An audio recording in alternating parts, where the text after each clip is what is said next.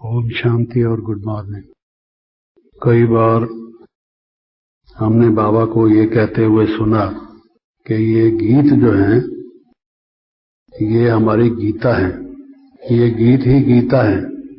तो उन दिनों में तो ये गीत बने हुए नहीं थे और जो दूसरे सांसारिक गीत हैं उनके बने हुए गीत थे, फिल्मी गीत। लेकिन जब व्यक्ति की वृत्ति और दृष्टि बदल जाती है तो उसका सारा अर्थबोध जो है, उसका समझने का, देखने का जो तरीका है वही बदल जाता है। तो उन फिल्मी गीतों को सुनकर जब दूसरे दुनिया के लोग कुछ और स्थिति और हाव भाव में चले जाते तो हम लोगों को तो बाबा ने इतना परिवर्तित कर दिया कि उन गीतों को सुनते हुए भी हमारा जो सच्चा आशिक या माशूक है, शिव बाबा जो हमारा प्रियतम है, हमारा साजन है, जिसके साथ हमारे सब संबंध हैं, तो हमारा मन उसके साथ झूम जाता। तो अब के जो गीत बने हुए हैं ये तो जो ज्ञान युक्त, योग युक्त, मर्यादा युक्त ब्राह्मण कुल भूषण हैं उनके बनाए हुए हैं। बहुत लोग कहते हैं कि उसकी जो तर्ज है वो आप लोग फिल्मी गीतों में से कॉपी करते हैं। हमें तो मालूम नहीं क्योंकि हम फिल्मी गीत देखते नहीं हैं, लेकिन जो देखते हैं वो ऐसा कहते हैं। कुछ भी हो, लेकिन इन गीतों को सुनकर तो जैसे गीता का लोगों को आनंद आता है। आनंद क्या आता है? अल्पकाल के लिए उन्हें कुछ शांति का अनुभव होता है। तो हम जब इन गीतों को सुनते हैं तो हमारे रोम रोम में उस शिव बाबा की यहाँ याद आती है और मन खुशी में झूम जाता है। वैसे ही बाबा के जो अनमोल रहस्य हैं उनकी गहराइयों में हम चले जाते हैं।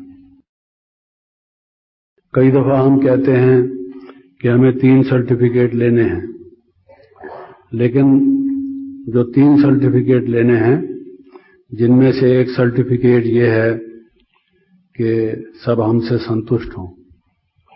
संतुष्ट होना तो एक अच्छी बात है, उसका सर्टिफिकेट लेना जरूरी है, वरना उसके बिना तो पास विद ऑनर्स कहला नहीं सकते, फेलियर ही कहलाएंगे। परंतु उसके से भी अधिक अगर जाएं तो सबके मन से दुआएं निकलें।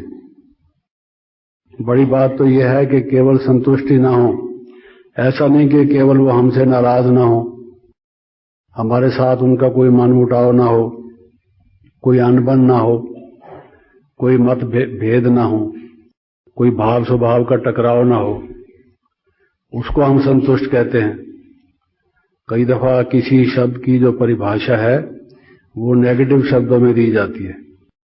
अब जैसे अहिंसा शब्द है तो बहुत से लोग कहते हैं कि ये नेगेटिव शब्द है। अहिंसा माना हिंसा ना हो। हिंसा ना हो तो क्या हो वो बताओ, पॉजिटिव शब्द बताओ उसका। इंग्लिश में भी कहते हैं नॉन वायलेंस, तो नॉन लगाया हुआ है वायलेंस के साथ, तो वायलेंस की याद दिलाता है ये शब्द। उसकी बजाय कोई पॉजिटिव शब्द हो।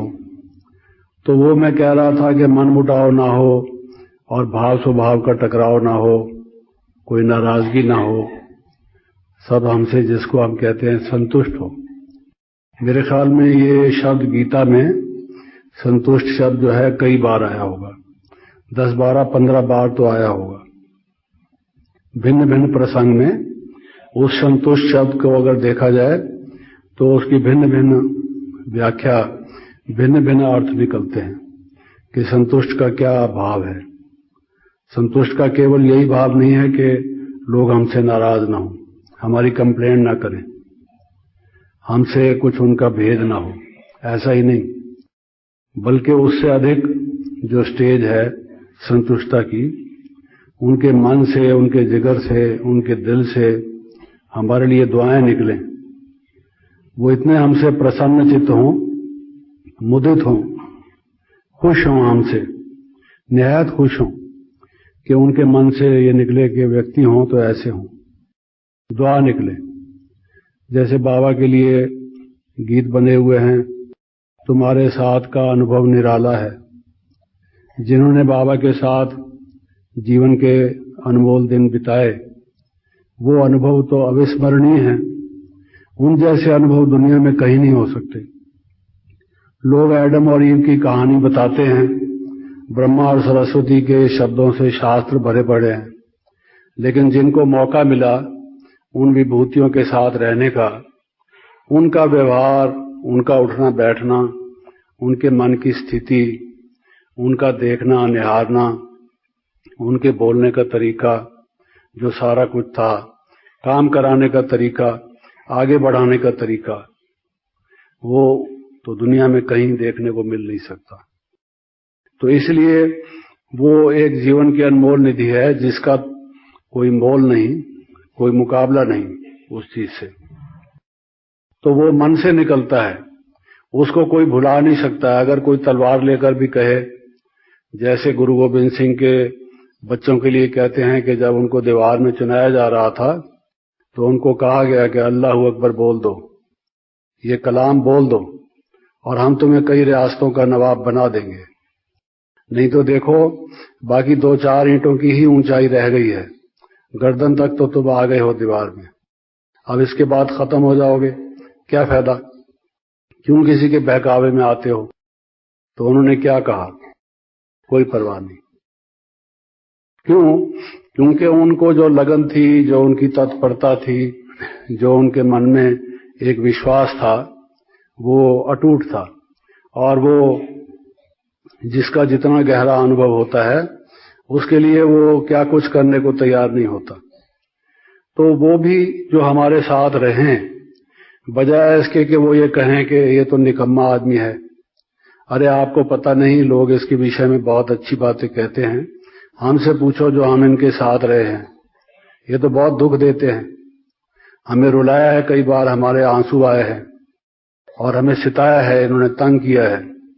हमारे लिए कोई ये कहे इस संगम के जीवन में, जब हमने भगवान को प्राप्त किया है जो सुख और शांति का दाता है, ये टेंशन फ्री तो बहुत मामूली छोटी सी बात है। लेकिन कोई गदगद हो जाए हमसे मिलकर और कहे कि अरे भाई, ऐसे व्यक्ति तो मैं ढूंढ रहा था दुनिया में, कहीं दिखाई नहीं देते थे, मैं तो निराश था। लोग कहते हैं कि भगवान ने ये सृष्टि रची और हमें मालूम नहीं था, हम समझते थे कि यही सृष्टि होगी जो भगवान ने रची है। और जब हम यहाँ के लोग देखते थे तो हम समझते थे भगवान को कोई अच्छे इंसान बनाना ही नहीं आता। अब हमको मालूम पड़ा कि भगवान ने तुम्हें गढ़ा है, तुम्हें बनाया है, तुम्हारे जैसे आदमी बनाता है। हम मानते हैं कि भगवान है और हमें किसी सबूत की, तर्क वितर्क की, वाद विवाद की, फिलॉसफी की, लॉजिक की जरूरत नहीं है। तो सबसे पहले action speak louder than words, जिसको कहा जाता है कि हमारा व्यवहार, हमारे कर्म ऐसे हों जो सबके मन से दुआएं निकले। कितना बड़ा अंतर पड़ जाता है। एक तरफ ये कि हम कंप्लेंट करें या लोग हमारे बारे में कंप्लेंट करें, दूसरी तरफ ये कि हम भी सबके गुण गाएं और लोग भी हमारे गुण गाएं, और हमारे गुण गाएं या ना गाएं उसकी परवाह नहीं, प्रभु के गुण गाएं कि जिसने हमें रचा, और हमें देखकर वो समझें, क्योंकि कहते हैं God created man in his own image. परमात्मा ने जो सृष्टि बनाई, सृष्टा का जो गुण, स्वरूप, कर्म, उसका स्वभाव होगा, वो झलकेगा उसकी रचना में। ये अनिवार्य है, ये एक शाश्वत सत्य है, एक का दूसरे के साथ अटूट संबंध है।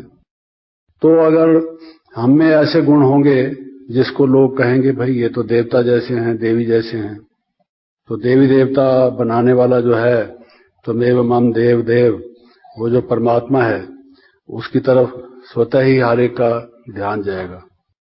तो ये इस तरह के जो गीत हम सुनते हैं, जिसको मैंने कहा कि बाबा कहते कि ये गीत ही हमारी सच्ची गीता है, तो उनको देखकर हमें फिर से मन में ये भाव आना चाहिए कि क्या हमारा, जिनके साथ हम रहते हैं रात दिन, जिनके साथ हमारा उठना बैठना है, एक होता है रिलेशनशिप, एक होता है वर्क रिलेशनशिप, वर्किंग रिलेशनशिप।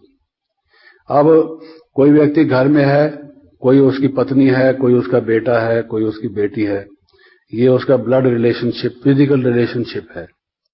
लेकिन जब वो ऑफिस में जाता है, कोई उसके अंडर उसका प्राइवेट सेक्रेटरी है, कोई उसका स्टेनोग्राफर है, कोई उसका बॉस है, वो वर्किंग रिलेशनशिप है वो भी रिलेशनशिप। कई प्रकार के रिलेशनशिप्स होते हैं। तो वो जो उसका वर्क रिलेशनशिप है वो कैसा है? हम सेंटरों पर आए हैं अलग अलग घरानों से, अलग अलग कल्चर से, अलग अलग हमारी जीवन पद्धति थी, बैकग्राउंड हर एक का अलग अलग है। लेकिन आकर जब हम उस परमात्मा के कारण से सब आपस में मिले, वही निमित्त बना, तो अब हमारा वो जो वर्किंग रिलेशनशिप है सेंटर्स पर हम रहते हैं, वो हमारे कार्य और व्यवहार से आता है, झलकता है। हम एक दूसरे को जी हाँ कहते हैं, रेस्पेक्ट करते हैं, एक दूसरे की बेहतरी या उसको आगे बढ़ाने के लिए सोचते हैं या नहीं सोचते।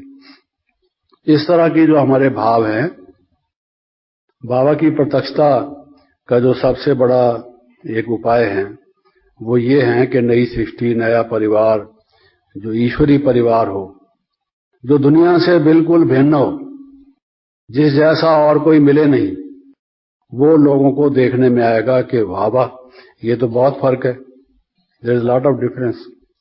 जैसे कहते हैं भाई, चाक जो चूना है, जिस चाक से हम ब्लैक बोर्ड पर लिखते हैं वो भी सफेद है, और चीज जो पनीर है वो भी सफेद है।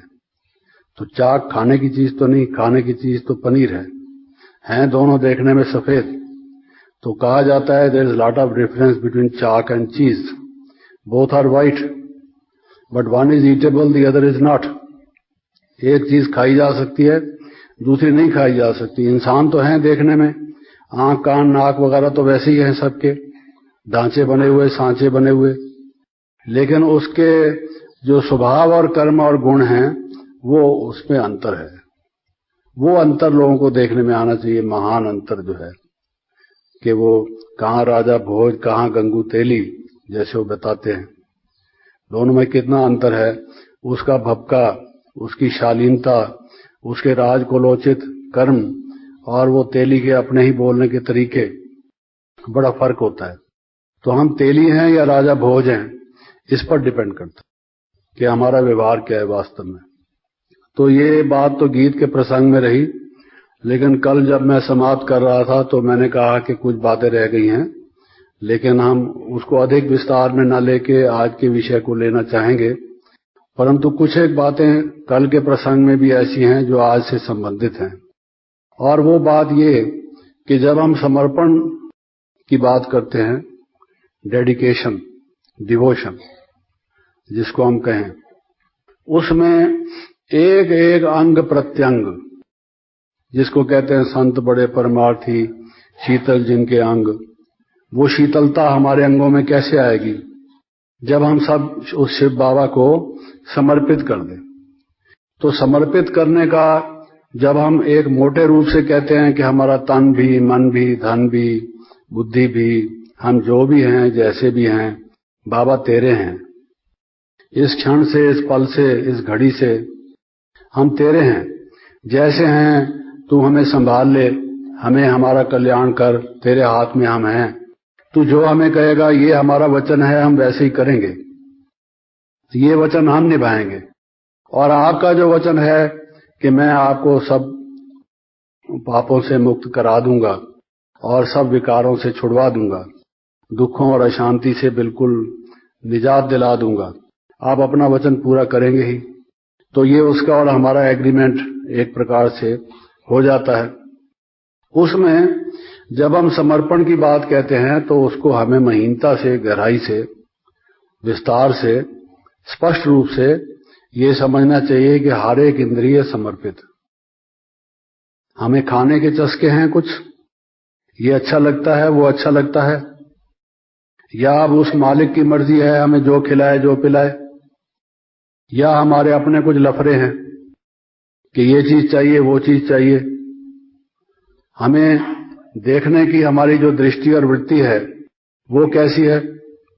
जब ये हमारे नेत्र हमने भगवान को समर्पित कर दिए, तो भगवान क्या चाहेगा उसके द्वारा हम कैसे देखें, वो कैसे यूज करना चाहेगा उसको, प्रेम से, स्नेह से, सद्भावना से, किसी को कल्याण की दृष्टि से, आत्मिक भाव से।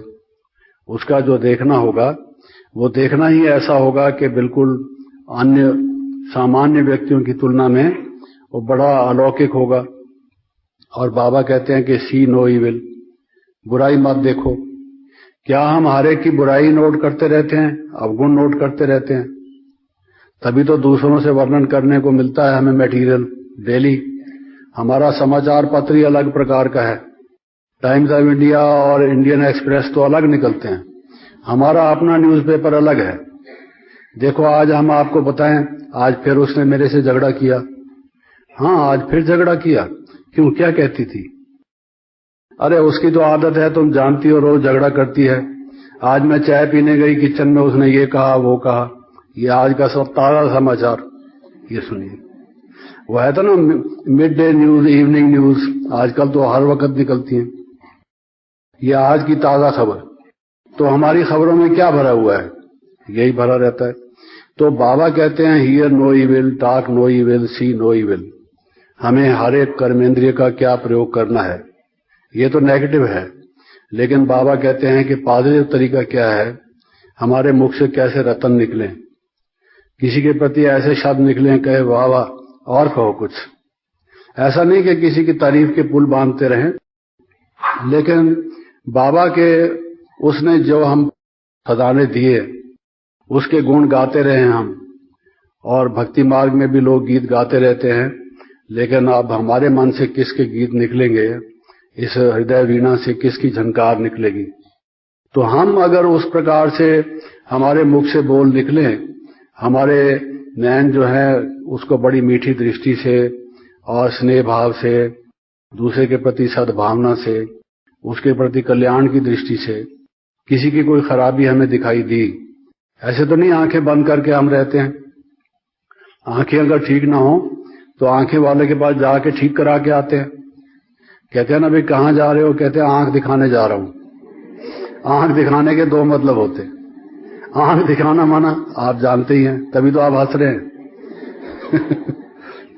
लेकिन वो जो हमारे नेत्र हैं, जिसको कमल नेत्र, कमल मुख, कमल हस्त हम कहते हैं, वो कैसे बनेंगे? जब हम उसको समर्पित करेंगे। तो ये हमें देखना चाहिए कि हमारी जो कर्मेंद्रियां हैं, अगर हम इंद्रियातीत बनना चाहते हैं। किसी ने कहा भाई इंद्र की पूजा, वेदों में इंद्र की पूजा है। आप देखेंगे कि काफी हिस्सा तो वेदों का इंद्र की पूजा से भरा हुआ है।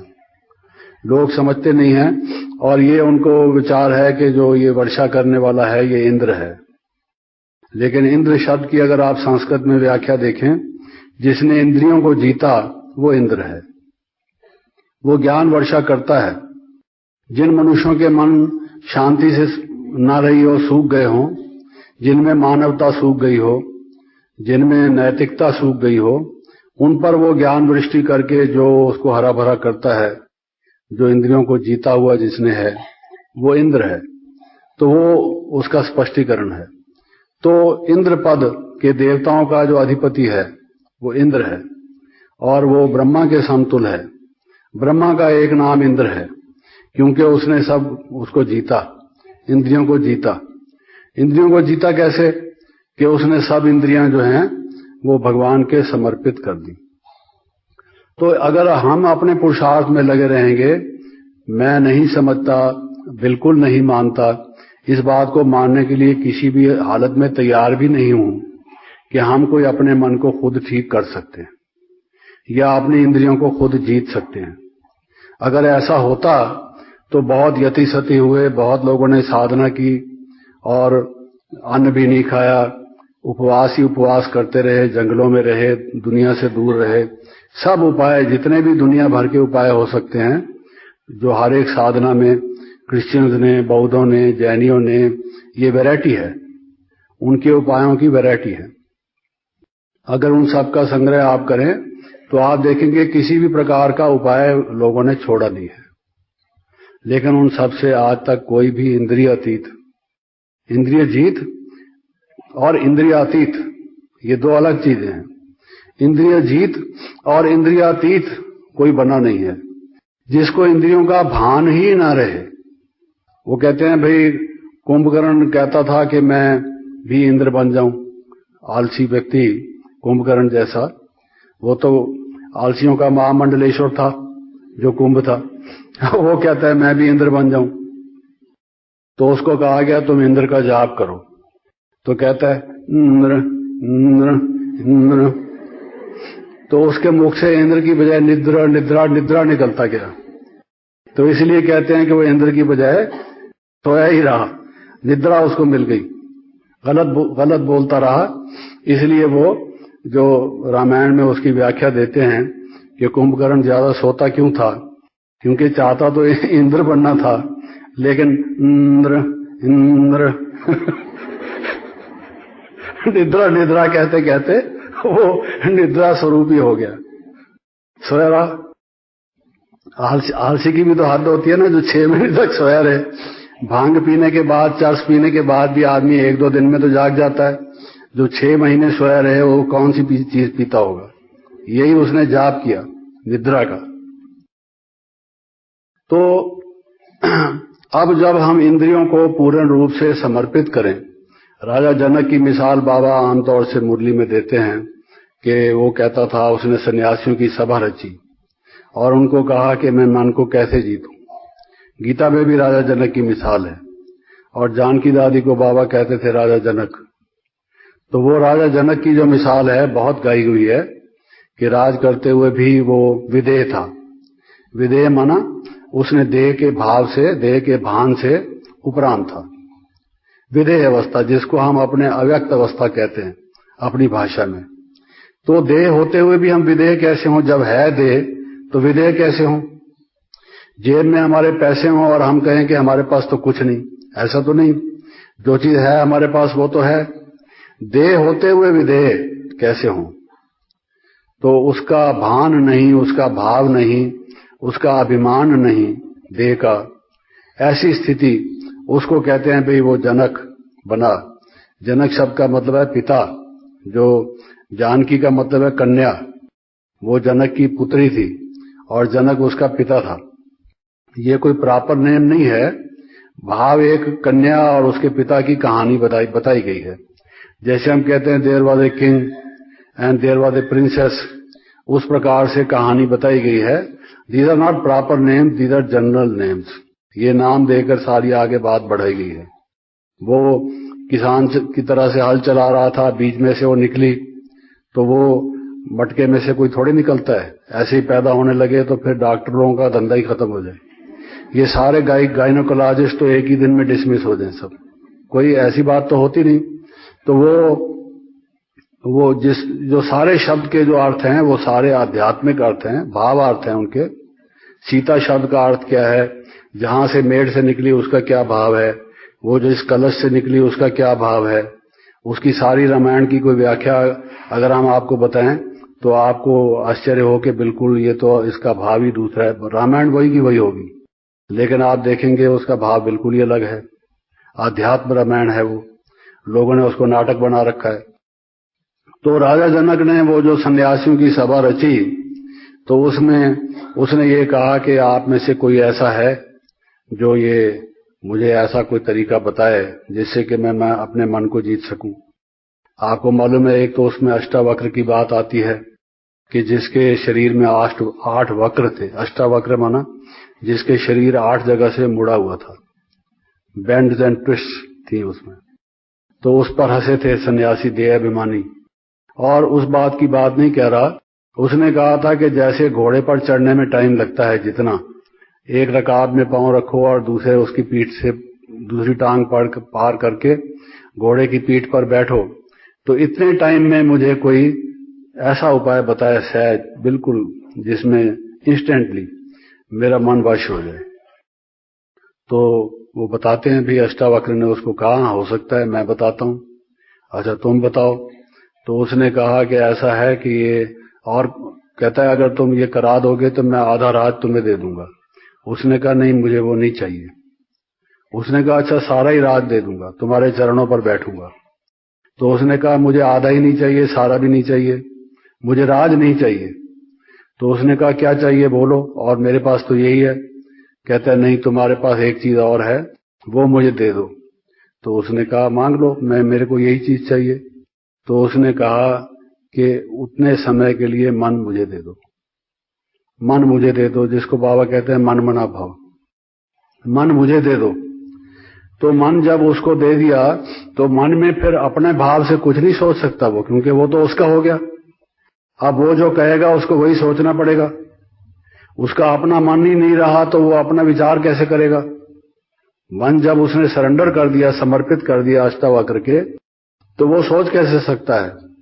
तो इसलिए उसने कहा कि सही बात कह रहे हो। कहते हैं हाँ। उसने कहा फिर उसमें से तुम कोई संकल्प नहीं कर सकते, जो संकल्प मैं कहूंगा वही करना पड़ेगा। कहता है जब आपको दे दिया तो आप जो कहेंगे वो आप वही करूंगा। तो उसी में ही उसका मन स्थिर हो गया, कोई संकल्प उसको नहीं आया। और फिर उसने देखा शांति मिली उसको, और उसने सोचा यही तरीका है। इसलिए गीता में बार बार आता है मन मना भव मध्य आदि भव माम एव नमस्कुरु। तू मन मुझ में लगा, एक मुझे ही याद कर। ये उपाय है। ये छोटे छोटे जो फार्मूलाज हैं, ये हमारे, जिसको बाबा कहता है युक्ति से मुक्ति मिलती है, ये युक्तियां हैं मुक्ति की।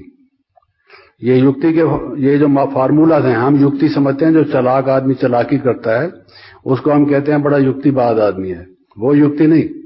समझदार तो वो व्यक्ति है जो अपने परम लक्ष्य को प्राप्त करता है। तो ये जो हमारी युक्तियां हैं जिससे मुक्ति मिलती है, मन मना भव, ये वो है युक्ति। थोड़े से शब्द हैं, मन मना भव, 2-3 शब्द, और उस 2-3 शब्द से पीएचडी ले सकता है आदमी। पीएचडी तो कुछ भी नहीं है। पीएचडी का दूसरा मतलब है आध्यात्मिक, वो मैं बाद में कभी बताऊंगा। वो तो आप सभी पीएचडी बन रहे हैं, लेकिन वो प्राप्त हो जाता है जो पद है उसका। तो जो कल समर्पित भाव की मैं बात कह रहा था, वो इतना गहरा सब्जेक्ट है समर्पित भाव का कि फिर हम कुछ सोच नहीं सकते। अगर हमने मन बाबा को दे दिया है तो केवल जहां उठाएगा, जहां बिठाएगा, जो खिलाएगा, जहां रखेगा, उतना ही नहीं, बल्कि हमारे मन में कोई भी संकल्प और ऐसा नहीं आ सकता जो हमारा मालिक ना चाहे। जिसको हमने मन दे दिया, फिर उसके ही हवाले जब हो गया तो जो वो कहेगा वही करना पड़ेगा। तो बाबा कई दफा कहते हैं मैं गुलाम, मैं गुलाम, मैं गुलाम तेरा। बच्चे कहते हैं कि बाबा मैं आपका गुलाम हो गया। लोग तो स्लेवरी को या गुलामी को बड़ा खराब समझते हैं, आजाद होने की कोशिश करते हैं, लेकिन इसका भाव आप समझने की कोशिश करें। तो बाबा कहता है बच्चे मैं गुलाम, मैं गुलाम, मैं गुलाम तेरा। कितना बड़ा एग्रीमेंट है, दुनिया में इससे बड़ा एग्रीमेंट कोई नहीं हो सकता। हम कहते हैं बाबा हम तेरे हो गए, और बाबा कहता है मैं अपने सर्वस्व सहित तुम्हारा हो गया, मैं तेरा गुलाम हो गया। बहुत दफा आप देखते हैं बाबा आते हैं और कहते हैं आज बाबा को आना नहीं था, लेकिन बच्चों से प्यार है, बच्चों ने याद किया तो बाबा को आना ही पड़ा। बाबा बच्चों की रेस्पेक्ट करता है तो बाबा को आना पड़ा, रीत की रीत निभानी पड़ी। तो देखिए सर्वशक्तिमान परमात्मा, और वो गोपियों के लिए कहते हैं कि उसको नचाती थी घुंघरू बांधकर। कृष्ण के लिए कहते हैं ना वे उसको घुंघरू बांधकर, या तो वो जो ओखली का है उसको लेकर वो खूब नचाती थी। तो वो स्वयं भगवान को भी सूरदास के गीत लिखे हुए हैं, रस खान के गीत लिखे हुए हैं कि किस प्रकार से उसको नचा सकते परमात्मा को। ये किसमें था? गोपी।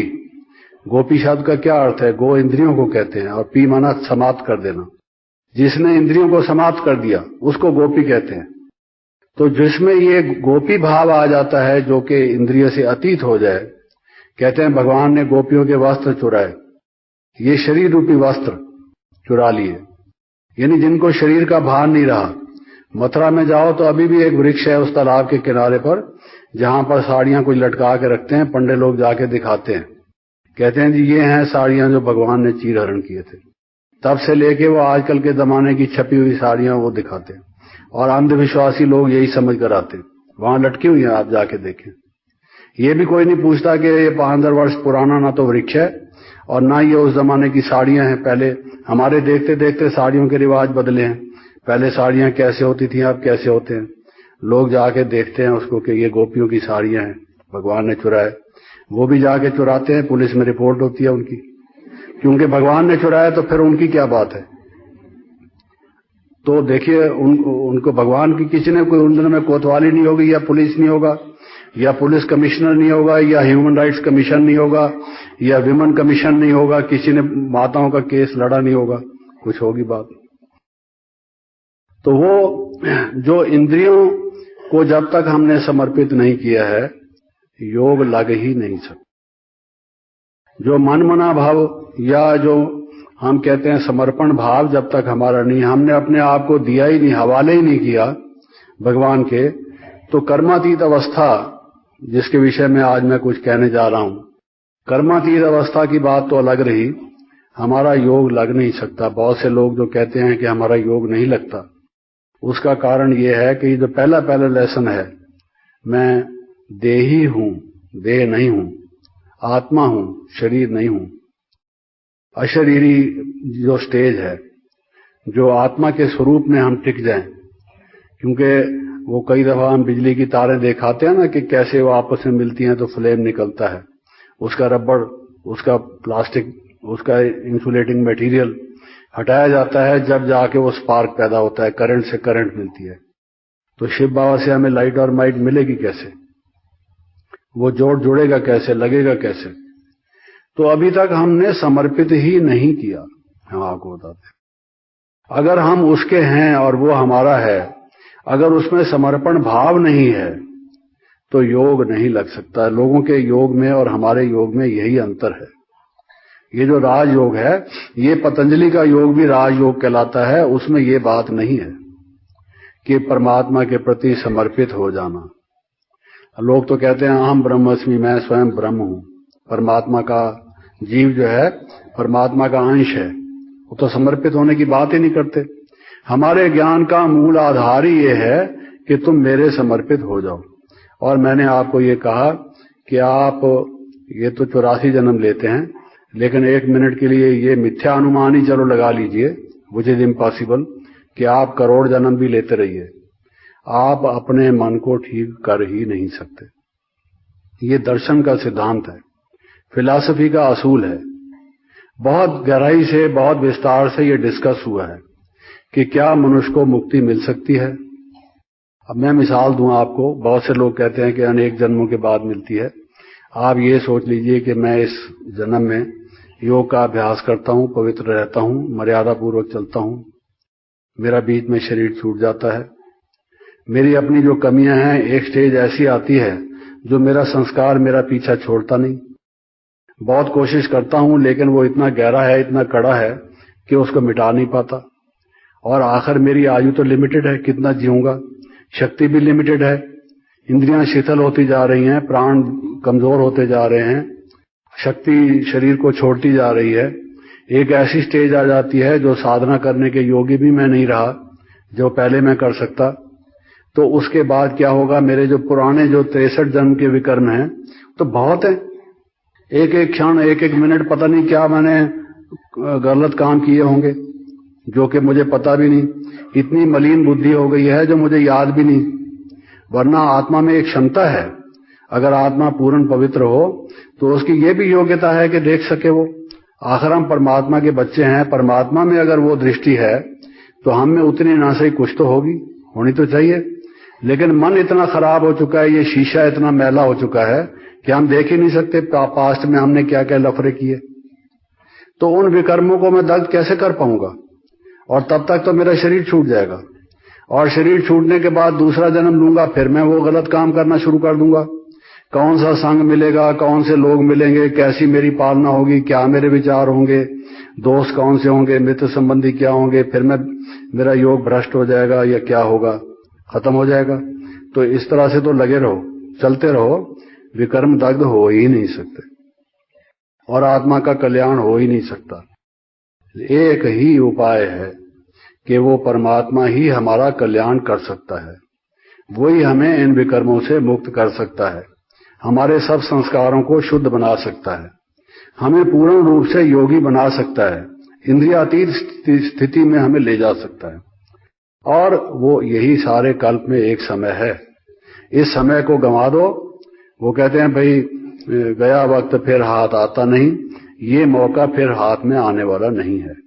इसलिए उसका नाम कल्याणकारी है। सबसे पहला पाठ यही है कि एक ही कल्याणकारी है, उसके अलावा कहीं इधर उधर भटकोगे, दृष्टि लगाओगे।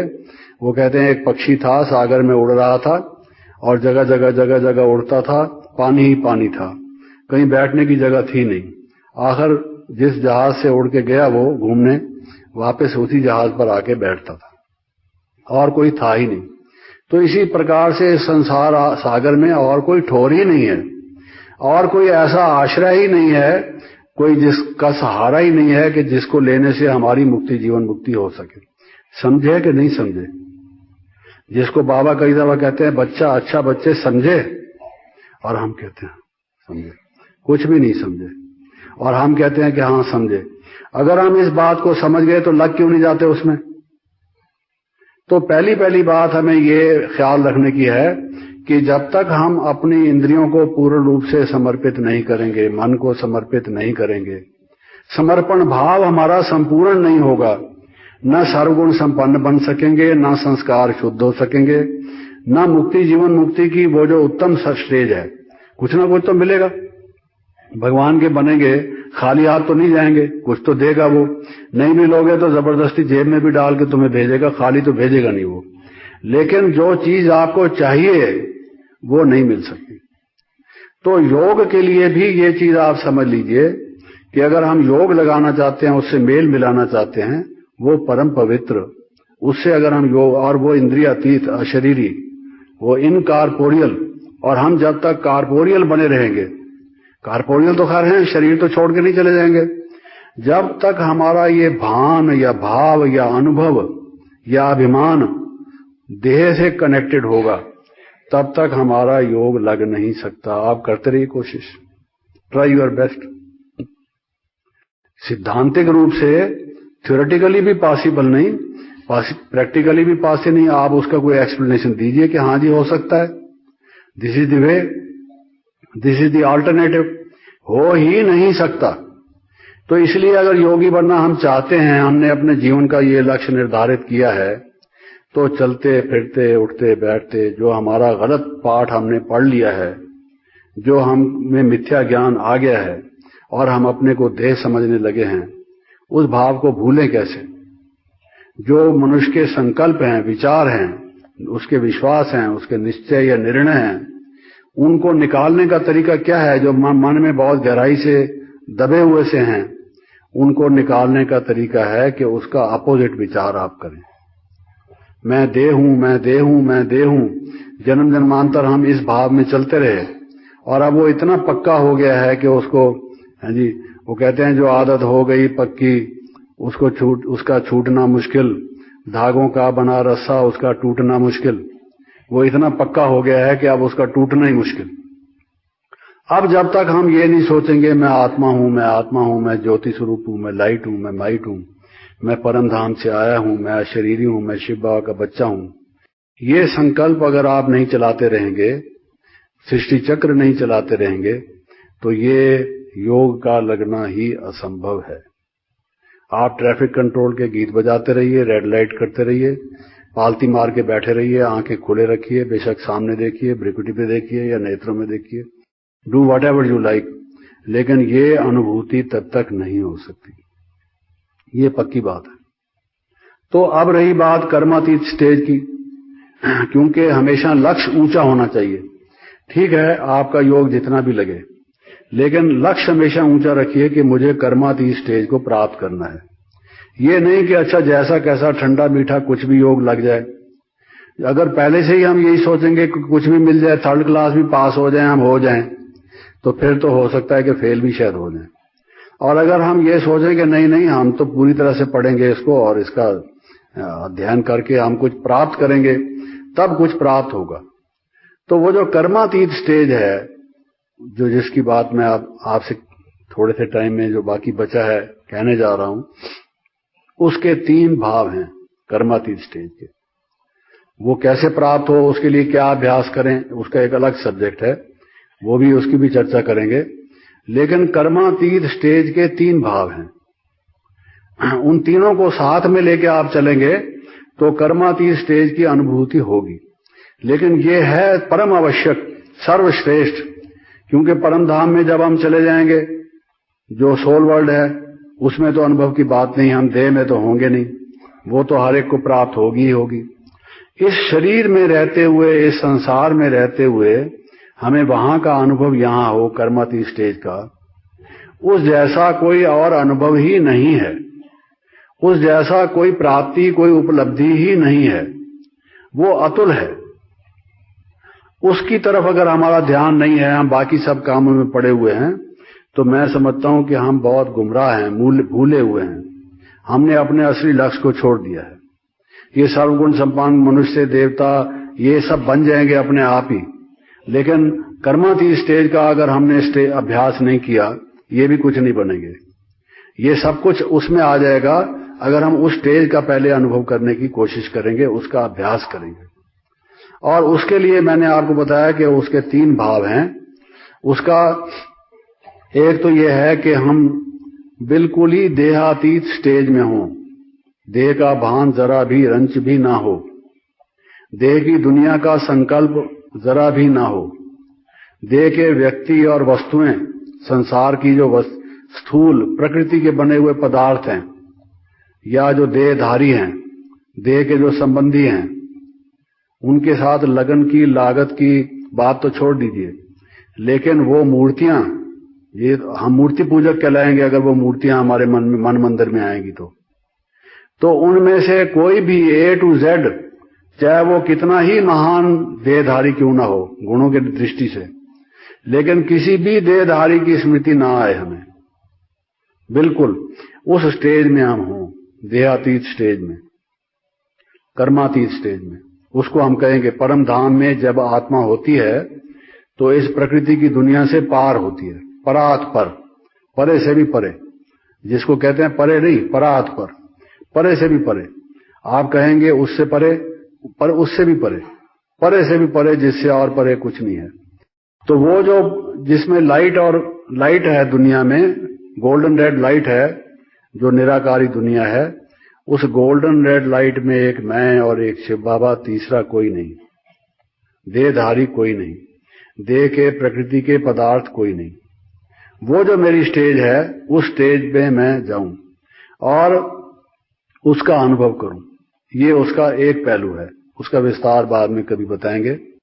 लेकिन दूसरा जो कर्मातीत का एस्पेक्ट है, वो ये है कि संसार में जब मैं कर्म करूं तो कर्म का जो हानि, लाभ, निंदा, स्तुति, मान, अपमान, हर्ष, शोक होता है, कर्म के साथ कर्म फल जुटा हुआ है, तो उस कर्म फल से मैं प्रभावित ना हूं। उसमें संसार में कर्म करते हुए भी, कर्म योगी माना है जो कर्म करता है, शिव बाबा को याद रखता है, लेकिन वो कर्म योगी भी प्रभावित हो सकता है।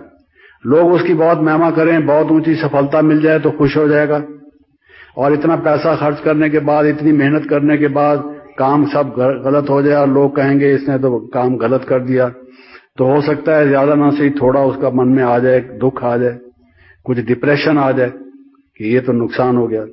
नहीं, जो इससे जरा भी प्रभावित ना हो, साक्षी दृष्टा होके, उपराम चित्त होके, इस संसार से संसारातीत होकर वो देखता रहे, और वो उस स्थिति में मान, अपमान, हानि, शोक वगैरह का जो है उस पर कोई भी असर ना हो, जिसको हम कहेंगे कर्मातीत स्टेज, यानी कर्म के फल से भी अतीत। और तीसरा उसका पहलू ये है कि जो कर्म हम करते हैं, हम कर्म कर रहे हैं ऐसा भी हमारा भान ना रहे, हमसे करा रहा है, शिव बाबा हमसे करा रहा है। हमने जो शरीर और कर्मेंद्रियां उसको दे दी हैं, अब इस गाड़ी का ड्राइव करने वाला, चलाने वाला, इसको काम में लगाने वाला हम इंस्ट्रूमेंट हैं, हम निमित्त मात्र हैं। इससे कार्य लेने वाला वो है जिसके प्रति हमने समर्पित कर दिया है। इसमें बहुत मेहनत चाहिए, अभ्यास चाहिए, काफी चिरकालीन अभ्यास चाहिए, जब जाकर ये स्टेज बनती है, ऐसे नहीं बनती।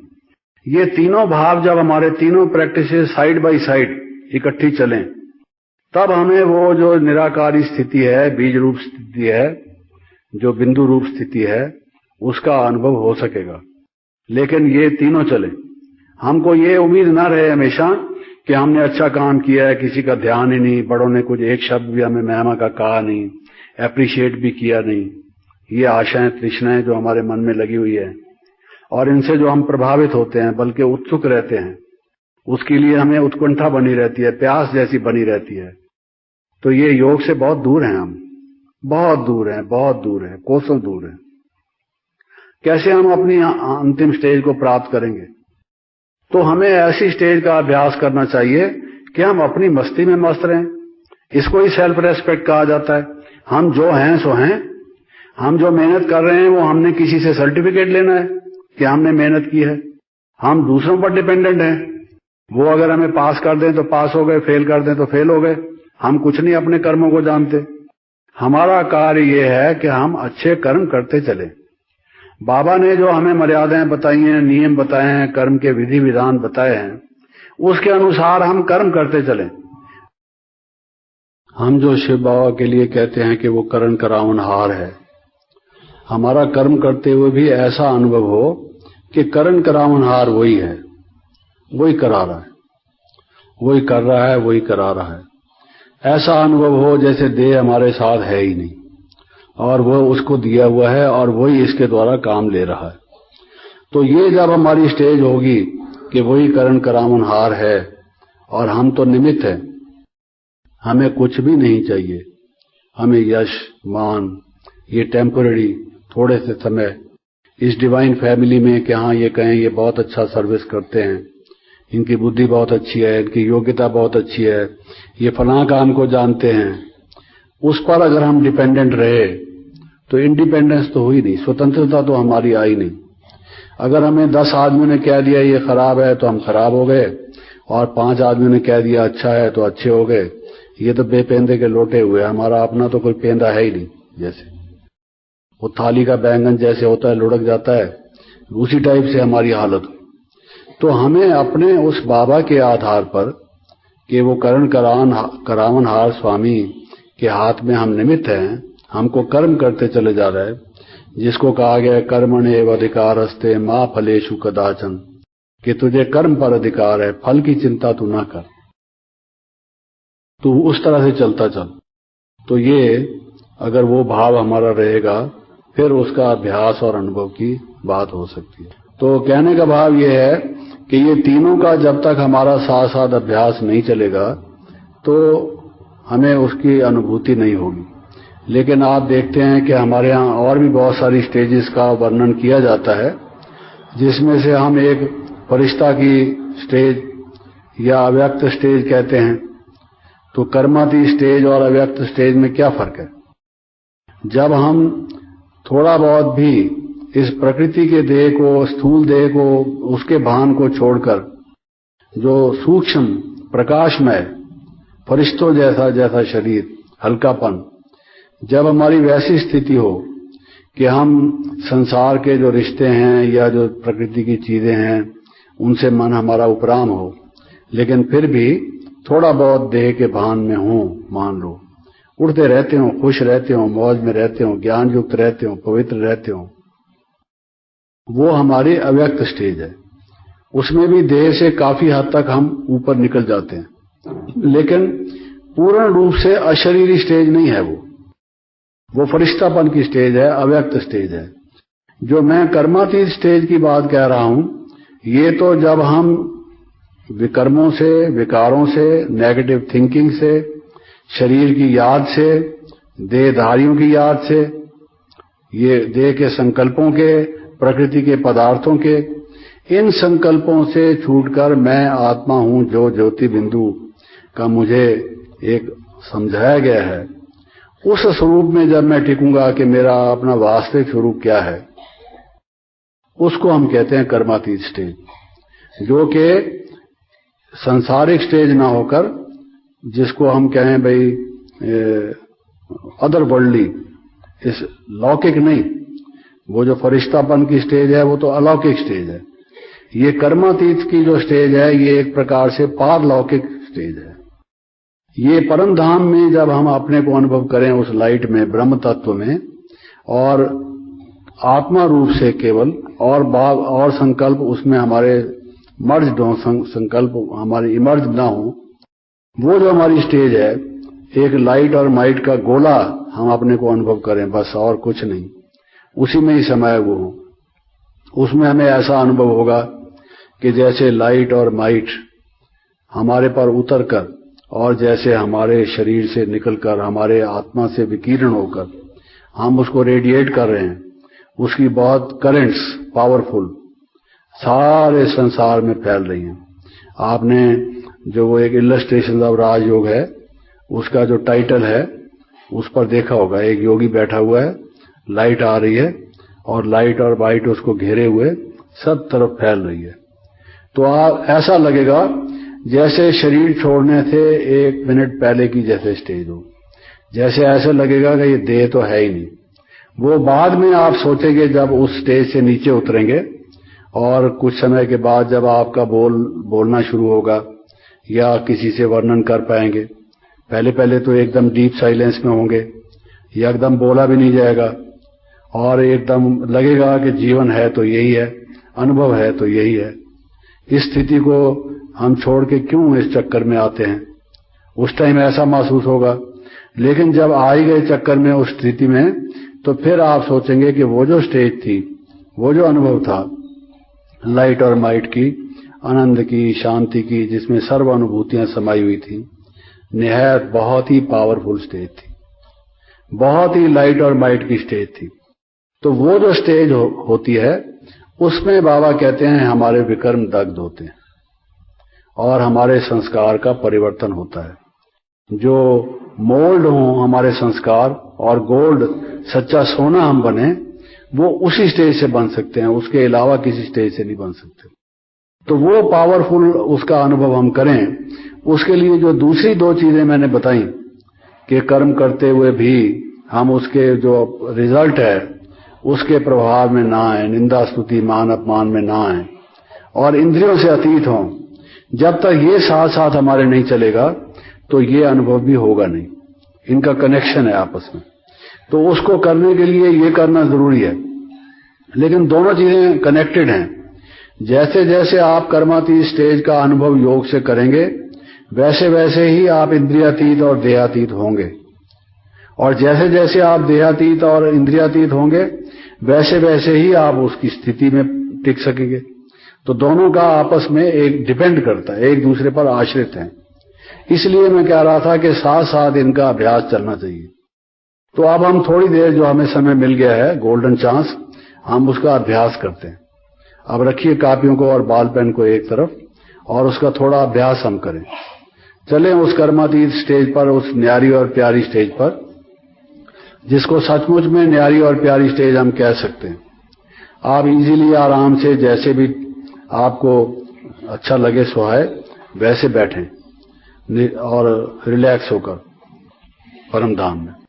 वो ये था कि बैठे हुए भी हम चल रहे थे, और उन्होंने कहा कि हम चल रहे हों तो भी हम वहां बैठे होते। तो दोनों बातें अपनी अपनी जगह ठीक थी। और बाबा ने कहा भले हम चल रहे थे, लेकिन तो भी हमारा मन जैसे दुनिया वालों का चलता है वैसे नहीं चल रहा था, हमारा मन तो वहीं स्थिर था, बैठा हुआ था। तो अब जो हम अभ्यास करेंगे, भाई लाइट वैसे ही रहने दो, ये कोई लाइट को बंद करने की जरूरत नहीं, let it be light. Light और माइट स्वरूप है हम। तो पहले पहले आप जिस भाव में टिकें, जिस स्मृति में, क्योंकि जैसी स्मृति वैसी स्थिति होती है, तो पहले पहले आप, मैं ज्योति स्वरूप आत्मा हूं, जो ये सोचें, तो आपके सामने वो ज्योति बिंदु ही आनी चाहिए। वो अपने मन से खिसकनी नहीं चाहिए, बुद्धि हमारी उसमें रहे, लेकिन आप ये सोचें कि आपके चारों तरफ लाइट है। वास्तविक जो हमको दिव्य दृष्टि प्राप्त होती है, बहुत से लोग जो संसार में भी भक्ति मार्गी हैं, कई प्रकार का जो अभ्यास करते हैं, वो भी देखते हैं कि हमारे चारों तरफ ऑराज होते हैं, लाइट होती है। किसी का किस कलर का, किसका किस कलर का, जैसा उसका स्वभाव हो, संस्कार हो, वो ऑराज होती हैं। लेकिन हम लोग उस योग्यता को गंवा चुके हैं जिससे कि हमको वो लाइट का अनुभव हो या दिखाई दे। अभी भी जब आप योग में बैठेंगे या बैठने का अभ्यास करते रहेंगे, तो आपको हर एक के आसपास लाइट दिखाई देगी। मैं ये समझता हूं, मेरा अनुभव है, और उसके आधार पर मैं समझता हूं कि आपको हमेशा महसूस होगी। उसी से ही बल्कि हम किसी व्यक्ति को परख पाते हैं कि ये कैसा व्यक्ति है। उससे वाइब्रेशंस जो हमें आती हैं, वाइब्रेशंस आती हैं तो लाइट होगी। कोई इलेक्ट्रिक करंट होगा तभी तो वाइब्रेशंस आती हैं। नहीं तो आप जो कहते हैं मुझे इससे अच्छी वाइब्रेशन नहीं आ रही थी, तो क्या मतलब आपका? तो कुछ होगा ना इस शरीर के अलावा जहां से वाइब्रेशंस आ रही थी। तो हर एक का होता है, लेकिन हम शुद्ध रहते हैं, पवित्र रहते हैं, भगवान के याद में रहते हैं, शिव बाबा के बच्चे हैं, हम योगी हैं, ब्राह्मण कुलभूषण हैं, हमारा आहार विहार शुद्ध है, तो हमारी लाइट जो है वो भी शुद्ध है, जिसको कहना चाहिए भी व्हाइट लाइट है। और उसका जिसका जितना अभ्यास है, जितनी पावरफुल वो आत्मा है, उतनी पावरफुल उसकी लाइट होती है। तो अब आप अपने मन में वो सोचिए कि मेरे चारों ओर लाइट है। मैं तो ज्योति बिंदु हूं, लेकिन मेरे चारों ओर लाइट है। इस शरीर के साथ लाइट का शरीर है जो मुझे घेरे हुए है।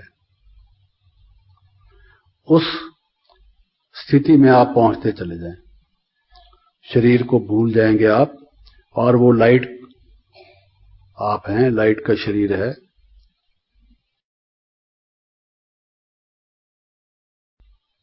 चलते फिरते उठते बैठते, बाबा कहते हैं जैसे चांदनी रात में चांद को हम देखते हैं, खास करके वर्षा ऋतु के बाद, वर्षा के बाद जब चांद होता है तो चांद के आसपास आप देखते हैं एक और गोल लाइट होती है। सूरज के भी आसपास आप देखते होंगे कि सूर्य की जो अपनी रूप है उसके आसपास एक और लाइट होती है, जिसको प्रभा मंडल कहते हैं या लाइट कहते हैं, लाइट का मंडल। ऐसे ही हमारा भी लाइट का मंडल है, प्रकाश का शरीर है।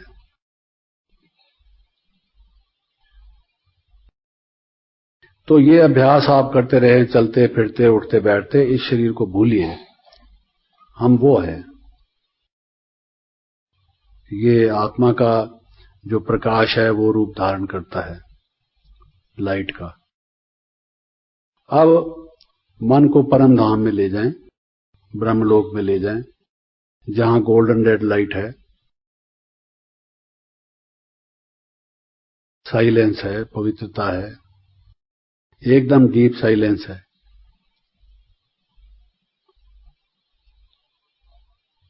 और आपको ऐसा लगे कि वो लाइट, उस लाइट में मैं बिंदु रूप लाइट हूं, और शिव बाबा, मेरे प्रियतम शिव बाबा, मोस्ट बिलवेड फादर जो हैं, जिनसे मेरे सर्व नाते हैं, जिनसे मेरा घनिष्ठ प्यार है, जिनके प्रति मैं समर्पित हुआ हूं, मेरे वो परम प्रिय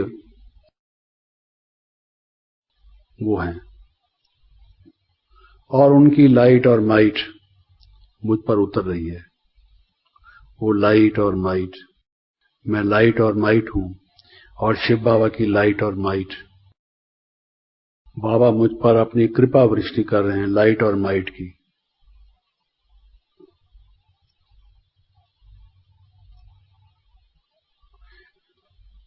और कोई संकल्प ना आए, वो लाइट और माइट मुझ पर उतर रही है और मुझसे रेडिएट हो रही है, चाहूं और रेडिएट हो रही है। तो आप और कोई संकल्प ना करके कुछ समय इसी भाव में, इसी संकल्प में अपने को एकाग्र करें, और फिर उसके बाद ये संकल्प भी नहीं रहेगा, बल्कि अनुभव ही रह जाएगा। आप उस अनुभव में लवलीन हो जाएंगे। अब इसका अभ्यास आप करें। आंखें सारी खुली हों तो भी ठीक है, आधी खुली हों तो भी ठीक है, जिससे आपको रिलैक्स होके अच्छा इजी महसूस हो। लेकिन वो लाइट आपको दिखाई देनी चाहिए, माइंड की आई से, मन के चक्षु से वो लाइट दिखाई देनी चाहिए, वो जो गोल्डन रेड लाइट है। और मैं जो लाइट और माइट हूं, बिंदु रूप हूं, ज्योति स्वरूप हूं, परम धाम का वासी हूं। और अपने को वहीं देखें, इस दुनिया में ना देखें, मैं वहीं हूं, लाइट और माइट की दुनिया में। और जब यहां कभी देखते हैं, अनुभव करते हैं, तो मेरा वो प्रकाश का शरीर है और मैं बिंदु हूं, उसमें ज्योति बिंदु, और मुझ पर उस शिव बाबा की लाइट और माइट उतर रही है, जो कि बहुत ही पावरफुल करंट्स के रूप में आ रही है और मुझ द्वारा सारे वर्ल्ड में रेडिएट हो रही है। बहुत पावरफुल लाइट और माइट है। उस भाव में आप टिकने का अभ्यास करें।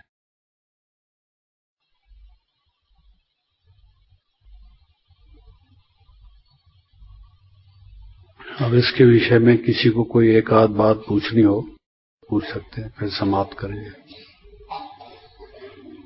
आप में से कोई एक थोड़ा अनुभव सुनाना चाहे वो भी सुना सकते हैं, कोई एक आध प्रश्न करना चाहें, क्योंकि समय ही इतना है तो वो भी कर सकते हैं।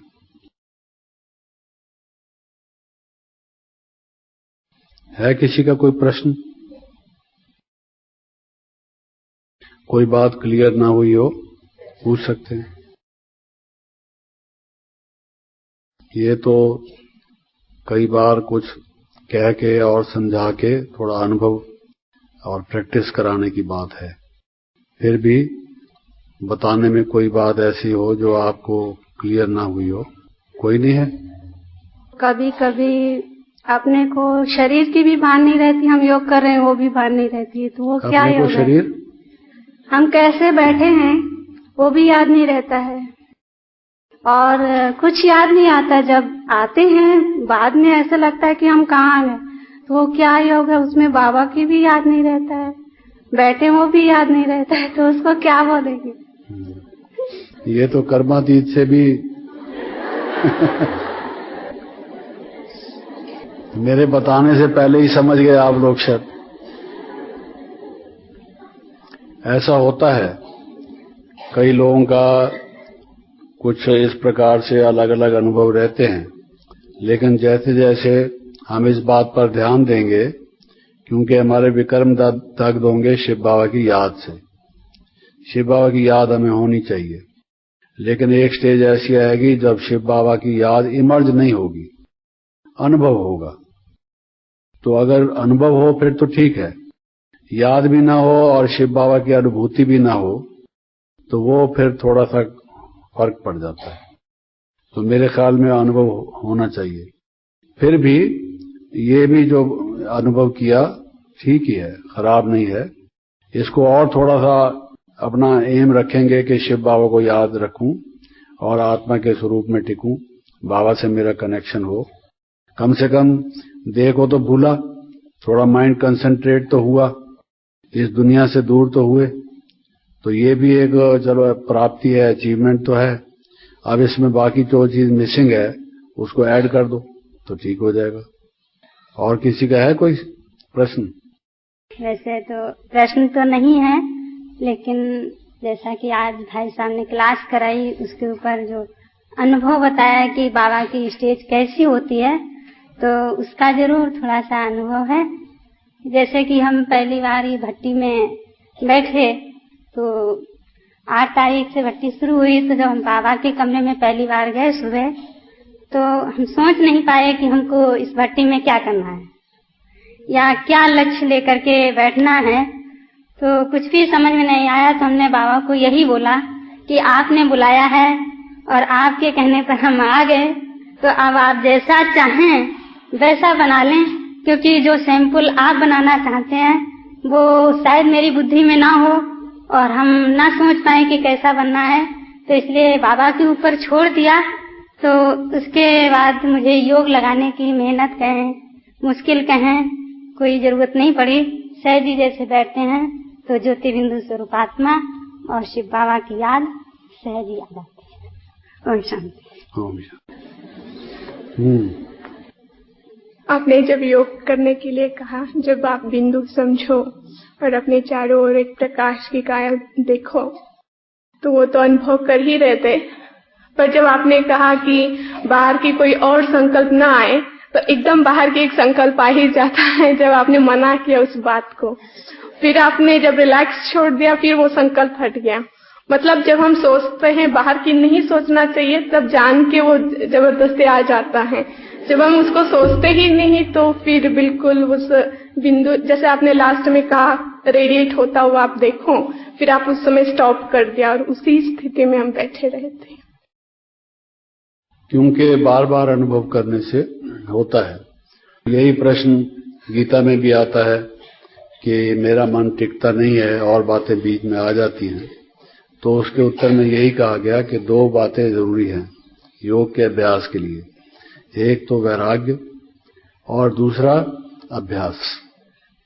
मन में अगर संसारिक कोई भी आकर्षण ना हो, किसी तरफ भी हमारा आकर्षण ना हो, वैराग्य ही हो पूर्ण रूप से, और दूसरा हम अभ्यास करते रहे, तो फिर हमारी स्टेज जो है परिपक्व हो जाएगी, वो अनुभूति हमें होगी।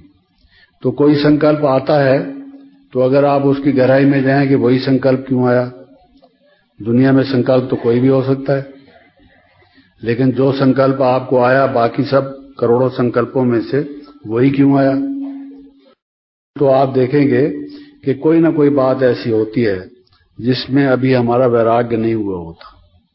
इसलिए बाबा कहते हैं भाई कोई ना कोई बात जो है नष्टो मोह सबका आ गया। मोह कोई स्थूल रूप से नहीं, स्थूल रूप से कोई मोह तो वो तो अब मेरे ख्याल में आप सब लोगों ने उससे फारिग हो गए होंगे, लेकिन मोह सूक्ष्म कई चीजों में कई तरह का होता है। तो वो जो संकल्प आते हैं जरूरी नहीं मोह के कारण से हों, लेकिन मोह का जो विपरीत भाव है उसके कारण से भी हो सकते हैं। तो कोई भी जो संकल्प आता है उसको आप देखने की कोशिश करें कि ये संकल्प क्यों आया। अब जैसे कोई व्यक्ति की कोई रेस्पॉन्सिबिलिटी है, कोई मान लो कोई डॉक्टर ही है, कोई पेशेंट उसकी जिम्मेवारी में उसके इलाज में है, अब वो योग में बैठा है, उसको सडनली ख्याल आया कि पेशेंट को मुझे देखना है, उसकी तबीयत ठीक नहीं थी। अब ये कोई मोह की बात तो नहीं है, ये कोई वैराग्य नहीं है, इसकी बात भी नहीं है, ये तो रेस्पॉन्सिबिलिटी की बात है। उसको ख्याल में आ गया कि ये तो मेरा कर्तव्य है, मैं डॉक्टर हूं और उसके लिए मुझे सैलरी मिलती है या मेरे जिम्मे लगाया गया है, तो मुझे उधर ध्यान देना चाहिए, मैं तो योग ही लगा रहा हूं। तो आ गया उसमें संकल्प, लेकिन यही संकल्प क्यों आया? तो ये हमारा जो अभ्यास है कम है। क्योंकि देखिए जैसे कार में दो चीजें होती हैं, एक स्टार्टर होता है जिससे हम गाड़ी को चलाएं, दूसरा ब्रेक होता है जिससे हम ब्रेक लगाएं।